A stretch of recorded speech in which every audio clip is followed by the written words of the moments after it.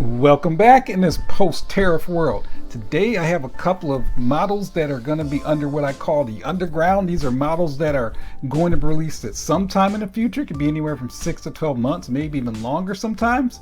But yeah, you guys know you can actually find these models, but I try to make it easy for you by doing the research for you. So the first one is by Motorhelix, and as you know, I'm a huge fan of Motorhelix. They produce some very beautiful models, very well executed.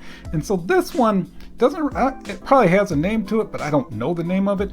This car has a big V12 in it. It was made by a ex Bugatti and Koenigsegg designer. And so what we have here to show you is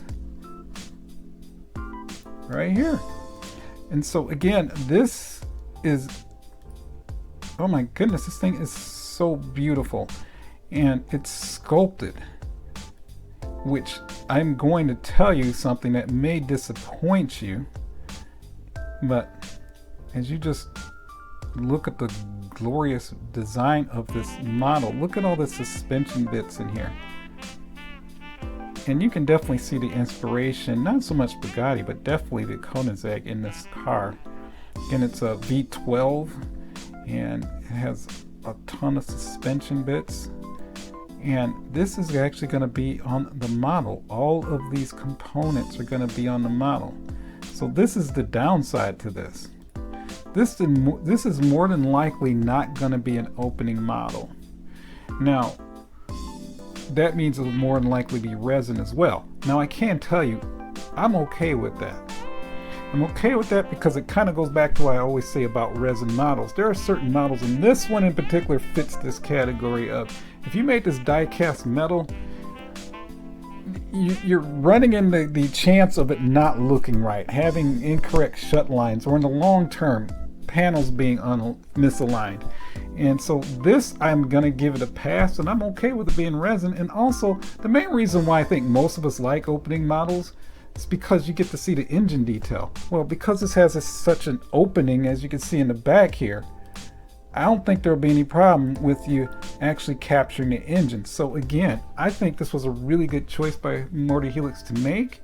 And by the way, Motorhelix does make a plethora of resin sealed models. They actually started that way. It was not with the die-cast opening. So they do with their catalog have both resin as well as die-cast models. Enough on that. The next one is by LCD. And LCD is going to be making the Honda NSX MK1. And oh my goodness, I'm really surprised at this. As you know, AutoArt has their version, and this one is going to come in 3 different colors. You have this red here, which the paint looks really good. I did not know that there was a tire in the front of the NSX. I never knew that. As you can see, typical LCD with lots of detail inside and outside. Interior looks really great. Again, as I mentioned, it does come in different colors. The only thing that I'm really concerned about, and keep in mind guys, this is a prototype, but one thing I'm definitely concerned about is this big gap in the shut line. And it concerns me because even though these are prototypes, all of them have that scary line in the front, which makes me think if I was ever to get one of these, I would definitely get it in black to hide that shut line. But again, these are prototypes, so let's hope that is not the case. I mentioned about a month ago that Hot Wheels and Ferrari are now back together again, so they do have the licensing, and Hot Wheels has just rolled out some of their new product. These are in the 1/64 scale range, which kind of makes sense for Hot Wheels. And so yes, they have Ferraris, and they have what they're calling their legacy line, which is probably like their little better looking, and then they have their traditional. The great thing about these cars is the fact that not only are you getting Ferraris, but the price points on these are actually fairly good. So for the nicer ones, I think they're called the legacy models, those are actually going for, and I shouldn't call them models, I guess you should call them cars, and those are going for $6, almost $7 US. The basic ones are going for $1.25. That's $1.25. And so they're pricing these very competitively with all the other competitors out there. And I think this is a really good thing for Hot Wheels. It's their way of entering the market and basically getting a lot of sales right off the bat. I mean, look at this transporter. That is very nice. That's very nice. And this is Hot Wheels, guys. So Hot Wheels has definitely jumped into this game, you know, very strong. And so I'm very happy about that. It still begs the question, are they going to make 18th scale? You would think with the license they would make the 18th scale. Only time will tell. Guys, tell me what you think in the comments. So in my last Spotlight News, actually the last two, so I split the Spotlight News into two basically chapters or sections because sometimes they can run along, and I try to keep them under at least 15 minutes. Sometimes I might run a little bit over, but that's the reason why sometimes you'll see two within the week. But something that I've always wanted to do is just read some of the feedback that I get from some of you guys. So some of these are the actual comments that are listed under my videos, and then some of you figured out how to DM me, and so I do get some private messages as well. And so here we go. So one of the things that there was a lot of comments on were the licensing, when I was talking about these Chinese manufacturers like Henson and Heaven and FC Model. What in the heck is that, right? Ladybug. No one knows who these model companies really are. And there is this thing about China and how they do this, and it's very well known. And I do my best not to point out, for example, Henson Heaven, which does now make a lot of Ferraris and Rolls Royces and everything else. I'm not accusing that particular company or any of these companies for obvious reasons. But I do find it curious when you do look at the packaging, you don't see anything that says licensed by anybody. But when you look at the Hot Wheels, for example, that I just went over, and how much work and how much is a great big deal that they got the Ferrari license, I do find it surprising that you do have Ladybug, Henson and Heaven, FC Model. They just happen to have the license. Runner just happens to have a Ferrari license, and they're making these. So anyway, one of the comments said, do we know if LCD is legally licensed? I have the Ferrari R, and it's by far the highest detailed model I've ever owned for the dollars.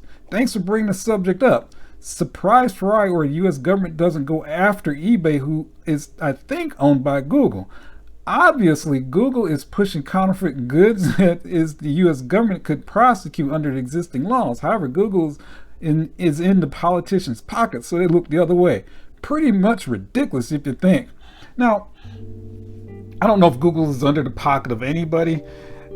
Google is more or less a search website, so I don't think they have the time, the energy, or the money to be convicting or stopping eBay or all these other millions of retailers from doing things. So I don't think Google would really have anything to do with that, and eBay is not owned by Google either, so I'm not sure where that came from. But the bottom line is that yes, there's a lot of counterfeit goods that are coming from China and other places, but China is definitely the biggest one. What I can tell you is that what happens is, and I kind of alluded to this in my last video, Ferrari does not have the time nor the energy to try to stop these companies from doing this. It's sort of like if you're familiar with the game of whack-a-mole. You know, you stop one, another one pops right up. And Chinese companies are very notorious for doing that. As soon as they're shut down, they just move everything to another factory and keep doing the same thing over and over again. So it is a very expensive and time-consuming process. So you do have companies like Ferrari that just says, you know what, screw it, I just don't have the time or the patience to deal with it. So it happens. The other thing that I keep emphasizing in regards to this though is that I don't know what the value of these models are going to be later on. I think there is some value to them. It's just I will never own one of those models without the licensing, because I do think, and I'm not an investor, but I do appreciate the idea that I own something and the price goes up. I'd much rather have something that's officially licensed, because guys, I can tell you, I don't care if Henson Heaven made the first pink Ferrari that has a yellow stripe and it's the one of one. I can guarantee you that my licensed product will grow in value faster than that, even though there's 500 versions of what I have versus the Henson and Heaven.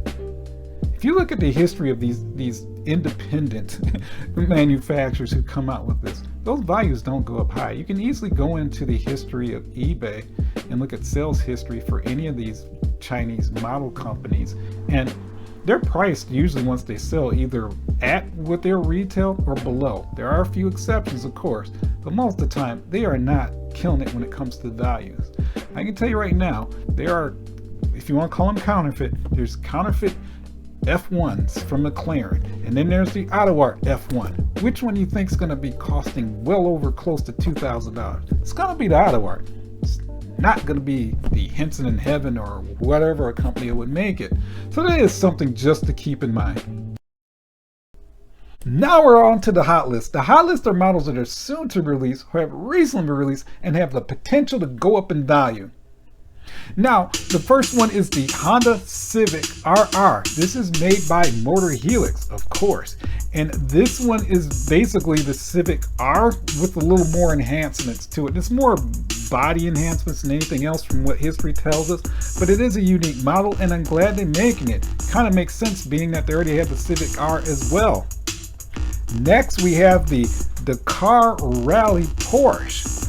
And this one has the Rotham's livery. Now you might be asking yourself, didn't you already feature the Dakar Porsche like a few weeks ago? Well, I did, but that one was by Norep. This one is by Minichamps. And I can tell you already, even though the Minichamps is either going to cost the same or a bit more than the Norep is the better model.